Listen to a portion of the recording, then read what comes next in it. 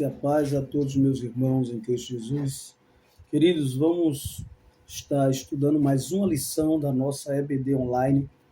Agradeço aqueles que já se inscreveram em nosso canal, aqueles que ainda não se inscreveram, dê o seu like, se inscreva em nosso canal, pb.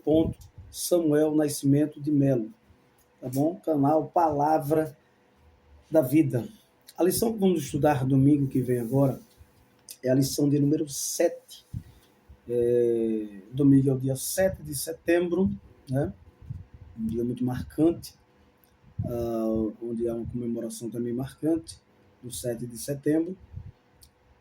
E o tema da nossa lição é a lição que tem por título a expansão da igreja. A expansão da igreja. Vamos ver como se deu essa expansão da igreja, o que levou a essa desenvoltura da igreja. O textual nos diz assim: mas os que andavam dispersos iam por toda parte anunciando a palavra e, descendo Filipe, a cidade de Samaria, lhes pregava a Cristo. Atos capítulo 8, versículo 4 e o verso de número 5.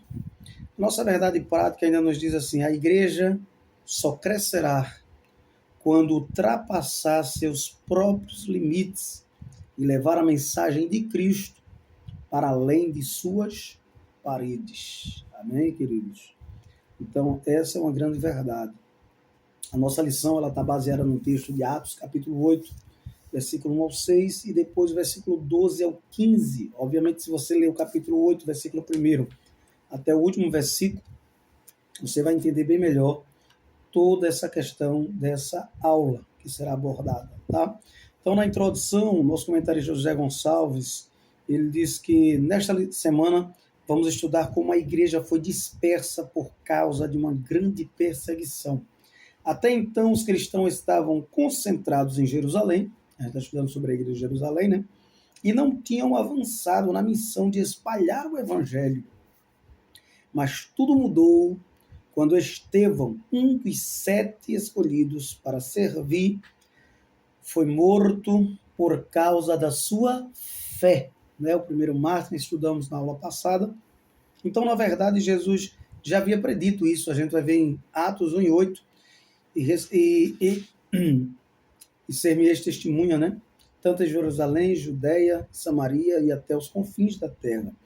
Os cristãos seriam espalhados pelo mundo para anunciar a sua mensagem. Muitas vezes Deus usa circunstâncias para cumprir seus propósitos. Isso é uma grande verdade. Temos vários relatos de crescimentos de igreja que ocorreu justamente por causa de perseguição. Então, olha, e temos exemplos aqui em nossa região mesmo, que a igreja, hoje fazemos parte da igreja do Ministério Abreu Lima, somos presbítero pela misericórdia e graça do bom Deus, pastor Roberto José dos Santos, presidente, e essa igreja ela cresceu bastante depois de uma perseguição que houve aqui em Paulista, né, na época ainda dos Lundres.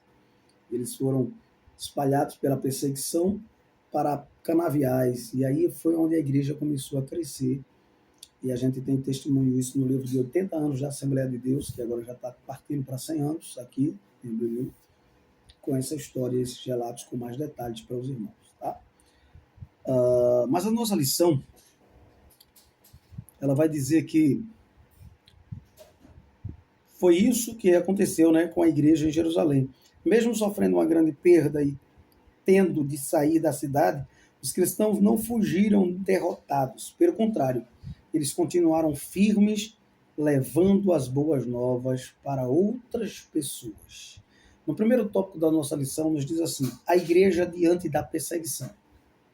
Como você reagiria diante da perseguição? Como a nossa igreja reagiria diante de perseguição? Claro que temos várias perseguições ainda hoje na atualidade, mas não desse caráter, desse tipo aqui, né, literal, de pessoas ter que se deslocar de um lugar para o outro para não morrer ou perder a sua própria vida.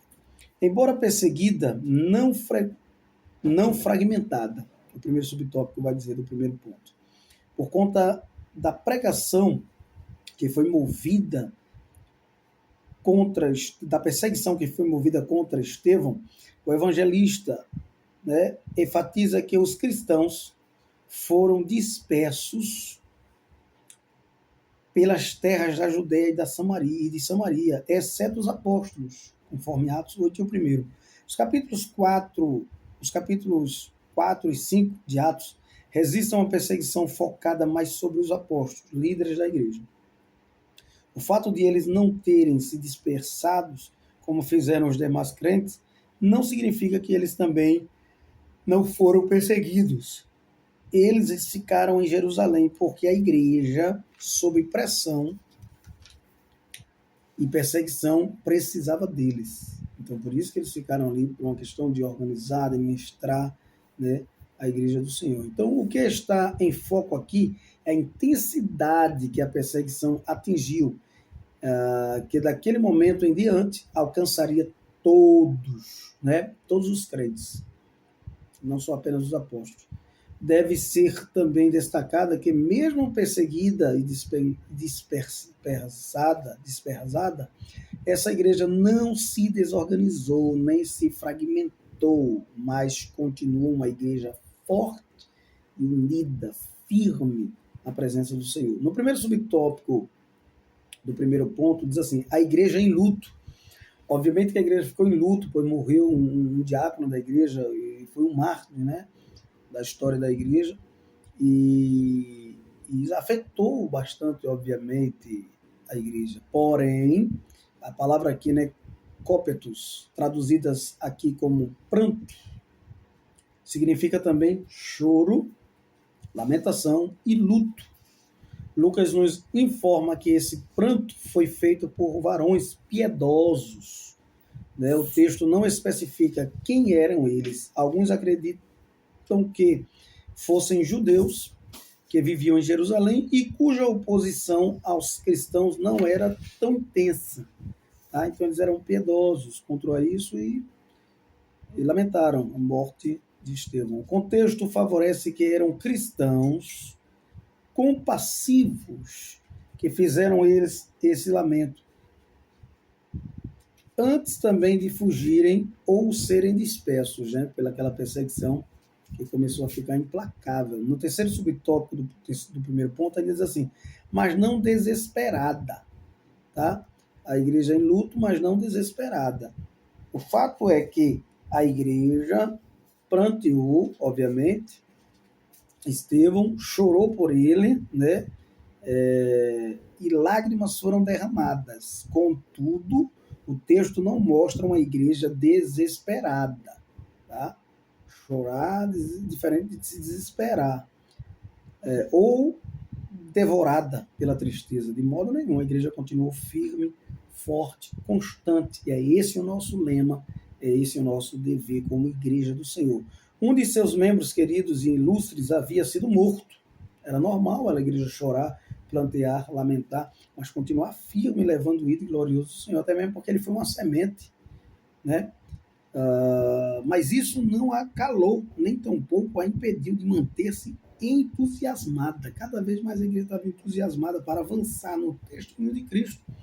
Também o que ele disse, né? Ser minha testemunha, tanto em Jerusalém, Judéia, Samaria, até os confins da terra. E aí houve essa questão, essa situação que levou a igreja a esse crescimento, a essa dispersão e ao crescimento. No segundo tópico diz assim, a igreja que evangeliza. Sua igreja está evangelizando? Você está evangelizando? Eu estou evangelizando? Nós, como igreja, estamos evangelizando? Essa é uma grande pergunta que precisa ser feita, revista, até mesmo porque a sociedade, com seus costumes e seus maus costumes e hábitos, tem colocado uma mordaça, muitas vezes, em nós, nesse sentido da evangelização da palavra de Deus. A igreja que evangeliza. O primeiro subtópico do segundo ponto diz assim, evangelização centrada na palavra. Outra coisa, evangelizar centrado na palavra. A gente não vai falar qualquer coisa para a pessoa não evangélica ou falar de maneira indecente, indecorosa, não. Vamos falar a palavra do Senhor, a mensagem da cruz, né, do arrependimento, do perdão, da salvação, da libertação de Jesus Cristo, nosso Senhor. Então, em Atos 8:4, lemos que os que andavam dispersos iam por toda parte, fazendo o quê? Anunciando a palavra. Esse versículo nos mostra que a igreja primitiva era movida pelo poder do Espírito Santo, ou seja, cheia da presença divina para levar a mensagem de Jesus adiante. Mas, além disso, a igreja de Jerusalém também era focada na palavra de Deus. Tá? A mensagem que eles falavam era de Cristo, eram de Deus, era da cruz. Os cristãos que foram espalhados por diferentes lugares não pararam de falar sobre as boas novas, né, do Evangelho de salvação de Jesus. A igreja primitiva operava sob Espírito Santo e era, portanto, firmada na palavra de Deus. Sua fidelidade à mensagem do reino resultou em muitas conversões, né? Milagres e libertações. Se queremos evangelizar com êxito, tá? Precisamos seguir esse modelo da igreja primitiva, da igreja de Jerusalém. Precisamos estar sobre o poder do Espírito Santo, sobre a virtude, descerá sobre ti o Espírito Santo, a virtude do Altíssimo te envolverá. Né? E aí você vai ser testemunha em Jerusalém, Judeia, Samaria, onde você chegar, com ousadia, com graça, com a misericórdia de Deus sobre a sua vida. No segundo subtópico do segundo ponto, ele diz assim: evangelização centrada em Cristo, ou seja, o tema central da nossa mensagem, da mensagem do reino é Cristo. Cristo é o centro da nossa pregação. Seja ela evangelização pessoal, seja ela evangelização pública, comunitária, seja ela evangelização aonde você estiver, ela precisa ser cristocêntrica. Então diz aqui, Filipe, um dos 7 escolhidos para servir na igreja, também foi disperso.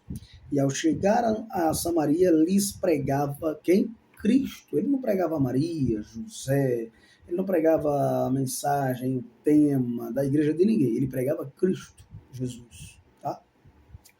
Como já vimos, um ministério bem sucedido, esse ministério de Filipe, viu? Ele precisa ser fiel à palavra de Deus, mas também deve ser totalmente centrado em Jesus. Filipe não pregava ideias da moda, ideias da sua cabeça ideológica, filosófica, não, ele pregava Cristo. Cristo era o centro de sua pregação. Assim, a evangelização precisa ser focada em Jesus. Isso é uma grande verdade, meus irmãos. A gente precisa separar essas coisas, tem vezes que é difícil de separar, sabe? Qualquer pregação que não tenha a cruz como base, se torna uma pregação vaga, vazia, sem fundamento, sem sentido. É por isso que a palavra de Deus da cruz é loucura para os que perecem, mas para nós é o poder de Deus para a salvação da humanidade. Então é a mensagem da cruz que transforma vidas, trazendo cura, libertação, salvação, restauração, renovação, purificação, tá? Foi por isso que a campanha evangelística de Filipe em Samaria teve tanto impacto. Por quê? Porque muitas pessoas foram salvas e libertas. Portanto, não devemos colocar nossa confiança em estratégias humanas, mas priorizar nossa ação no poder do Espírito e na força da palavra de Deus, do nosso Senhor e Salvador Jesus Cristo. Isso é uma grande verdade. E a gente aprende aqui muito com Filipe, com o evangelista Filipe, que apesar de ser intitulado e ter o chamado e ser separado para o diaconato, foi um grande evangelista, né? E isso é um dom maravilhoso, é diferente do título. Muitas pessoas ganham o título, mas não têm o dom. Eu preciso ter o dom antes mesmo de se ter um título, tá bom? Então, no terceiro ponto da lição, nos fala ainda a igreja que dá suporte à evangelização. Sua igreja dá suporte à evangelização? Você dá o devido suporte à evangelização? Como tem sido a evangelização no seu bairro, na sua cidade, na sua igreja, na sua região, né, com a sua vizinhança? Precisamos trabalhar mais isso. Precisamos trabalhar muito isso.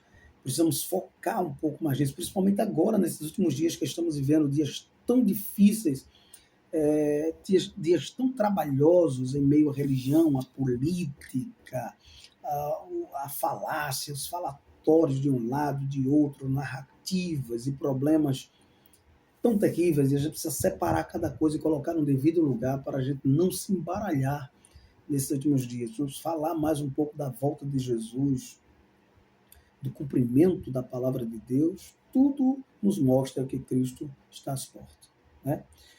Então, no terceiro ponto da lição, diz assim, a igreja que dá suporte à evangelização. E o primeiro subtópico desse terceiro ponto é o suporte da igreja. Qual era o suporte da igreja? Vamos ver lá. No livro de Atos, lemos que os apóstolos, pois, que estavam em Jerusalém, ouvindo que Samaria recebera a palavra de Deus, ou seja, já tinham recebido a palavra de Deus, já tinham recebido o Senhor como único suficiente salvador da sua alma, sabe? E enviaram para lá Pedro e João. Atos 8,14 vai dizer isso. Essa passagem mostra que a igreja de Jerusalém, ela dava suporte e completo e total apoio ao trabalho que era feito fora de seus muros. Tá bom? Quando a igreja começou a sair fora de seus portões, os apóstolos procuravam dar apoio e suporte ao trabalho evangelístico e missionário. Porque não basta a gente mandar missionário, né? É necessário dar-lhes suportes na missão que realizarão. Isso é uma grande verdade. E você sabia que um missionário ele custa caro? Ele custa muito caro. Mas a gente precisa dar o suporte em todas as áreas necessárias. Não é isso? Por mais difícil, por mais pesado que seja, né? Ou a gente não poderia nem dizer assim, mas por mais, como é que eu poderia colocar uma palavra aqui bem melhor? Por mais difícil que seja a situação, nós precisamos e é necessário, né? Então, o segundo subtópico do terceiro ponto nos diz assim, a igreja que discipula, ou seja, aceitou a Jesus, eles vão passar por um discipulado, aprender no mínimo as doutrinas básicas da igreja, o que é salvação, o que é pecado, o que é justificação, o que é perdão, sabe? O que é trindade, o que é, toda a doutrina necessária de início para um bom discipulado, né? O que é justificação, salvação, arrependimento, discípulo, que é ser um discípulo e assim por diante. Mas aqui a igreja estava de início, ela não tinha toda essa visão ainda, mas ela já tinha uma grande visão sobre isso. A visão do momento que eles precisavam. Vocês vão ver que Lucas mostra que os apóstolos, tendo ido a Samaria, oraram por eles para que recebessem quem? O Espírito Santo. Então tem uma doutrina, que é a doutrina do Espírito Santo, do recebimento do Espírito Santo. Atos 8,15.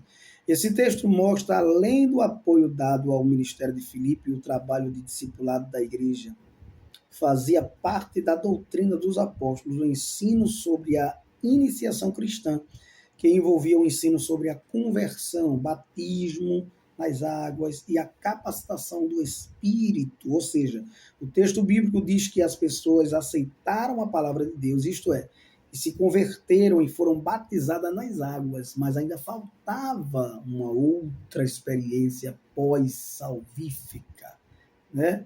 Certo? Uma segunda experiência, tá bom?